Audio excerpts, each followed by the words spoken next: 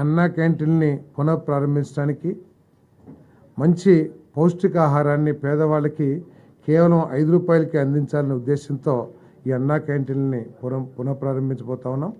183 క్యాంటీన్ని ఒకేసారి రాష్ట్ర వ్యాప్తంగా మరి ప్రారంభించబోతామని చెప్పేసి కూడా ఈ సందర్భంగా నేను తెలియజేస్తాను. మిగతా 20 ఏదైతే 203 క్యాంటీన్స్ ఉన్నాయి మూసివేయబడ్డాయో దాంట్లో మిగిలిన 20 క్యాంటీన్లు కూడా తర్వాత రోజుల్లో మరి దాంట్లో వాటిని కూడా ప్రారంభించడం జరుగుతుందని చెప్పేసి కూడా మనం చేస్తూ, ఇది ముఖ్యంగా పేదవాళ్ళకి అతి తక్కువ ధరకి నాణ్యమైన ఫుడ్ని అందించాలనే లక్ష్యంతో ఈ అన్నా క్యాంటీన్ ప్రారంభిస్తున్నాం.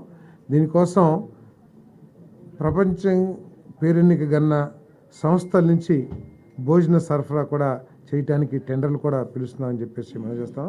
త్వరలో మరి ఆగస్టులో ఈ కార్యక్రమం ప్రారంభిస్తామని చెప్పేసి కూడా మనం చేస్తాం.